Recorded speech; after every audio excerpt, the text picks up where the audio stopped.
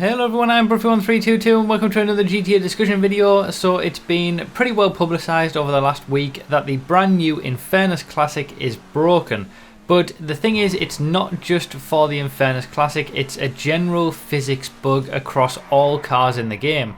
Some cars are affected more than others, and there are some cars that there is a noticeable effect and some cars that seem to not get affected at all. But it isn't just a bug on the Infernus Classic itself, it's a bug across all vehicles in the game. It's a general physics bug related to cars and related to the wheels of the cars and suspension and things like that. So if you take nothing away from this video, what you need to do is go in the description, upvote the Rockstar support forum post that is linked there. Make sure that Rockstar are aware of this issue and that it isn't just something to do with the Infernus Classic, that it is actually a general physics bug with cars and it's to do with all cars in the game. So I've been away for the past week, which is why I haven't made a video on it or covered it at all or anything like that. But it was actually my crew that found this out and you know, got all the information about it and tried to figure out what was happening. You know, Nonchalant Dominance is my racing crew and they've done a fantastic job in first of all discovering this and then figuring out that it isn't just for the Infernus Classic and the actual problems that's happening.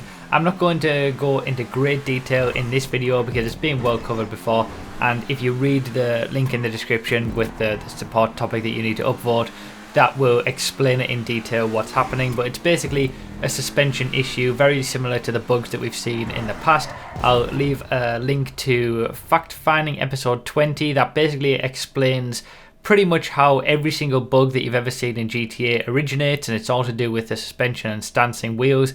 And basically that is happening on only one of the wheels on these cars, and because of that it makes it unstable in various corners.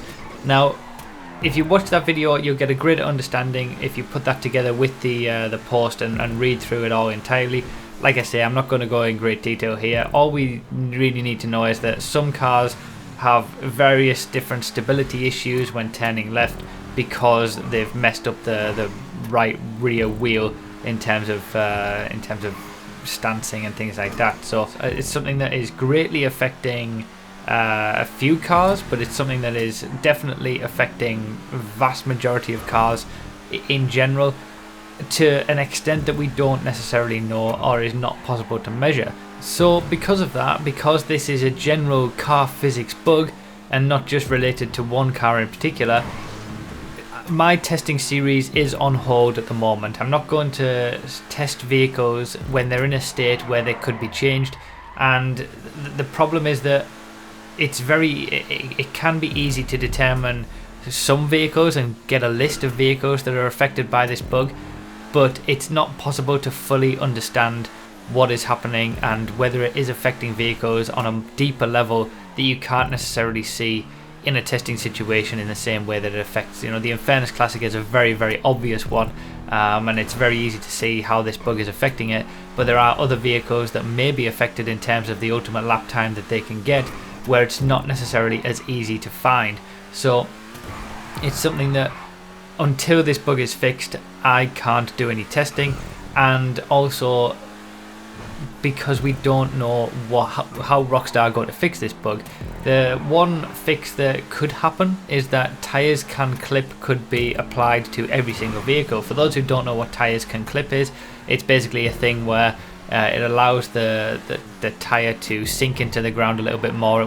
It's what makes various different vehicles be better at absorbing bumps in the road than others, and it's mainly supercars that have this aspect. I'll leave a link in the description to the video explaining all about that, and that's also why off-road wheels are good on certain vehicles that have this tyres can clip option.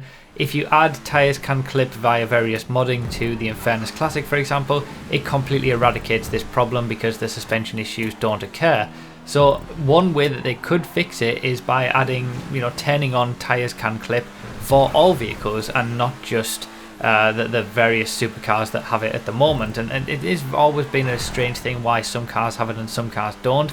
Personally, I think it would be slightly better if all cars had it, because it would just make the racing a little bit and driving in general a little bit more consistent, and it would make some vehicles that have significant issues over bumps be more competitive, because then they wouldn't have those issues over bumps that they do right now.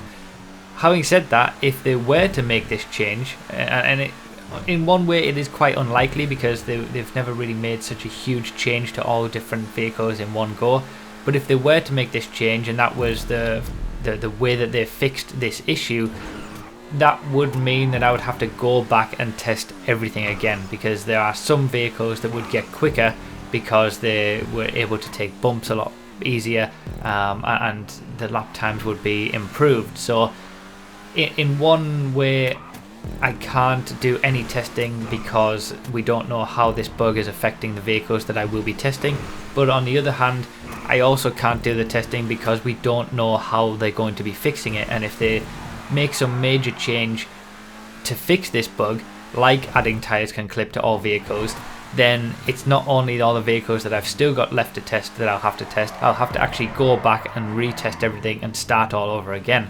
So yeah, at the moment we're in just a state of flux, a hold state where we're just waiting for this bug to be fixed. I'll obviously let you guys know as soon as we know that they've fixed it and how they've fixed it, and then the testing will resume again. But until that happens, I can't test the vehicles.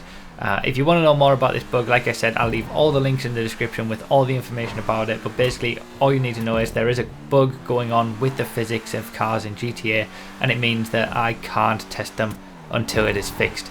So that's pretty much it. That's all I wanted to say. I've been away for a week, that's why I haven't covered it so far, but I wanted to get a video out there and explain what's going on. Obviously I'll be doing all sorts of other videos around it, but it's just the testing that I won't be able to do until Rockstar fix this. So thank you guys for watching, thank you all for the support as always, and I'll see you next time.